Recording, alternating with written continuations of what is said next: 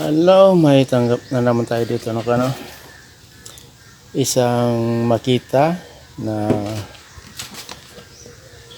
inverter welding machine.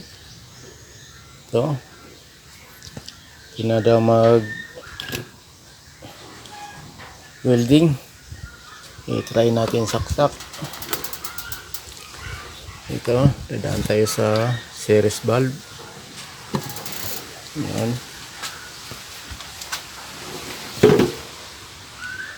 Switch natin dito. Yan. Yan, mailaw sa switch. Dito tayo sa harap niya sa monitor. Walang display.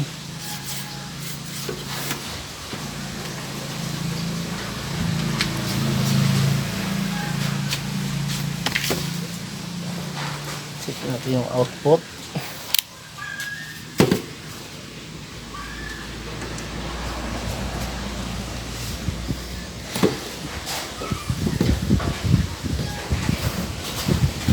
Walang output.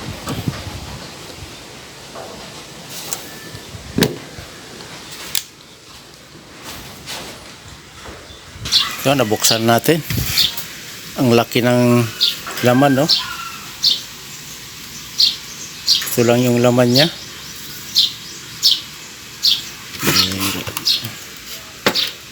Ito.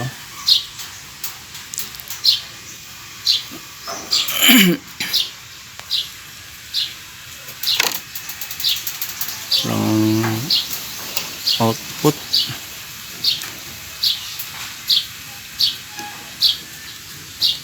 So dito umiilaw siya.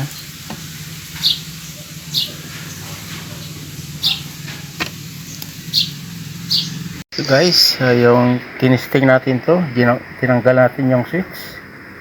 So dinirect natin. Nagkaroon siya ng umandar tong pan. Tapos nagkaroon siya ng display dito. So i-try natin saksak para makita. Yan. Power on. Power on natin sa EBR. Yun. Umandar. Yun. May 20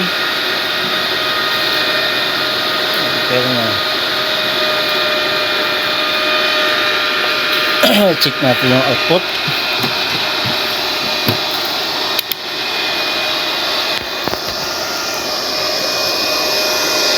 Yung output ba?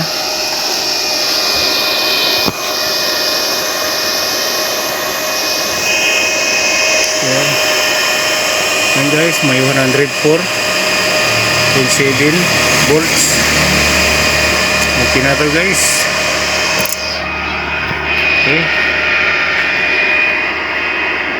59 amperes.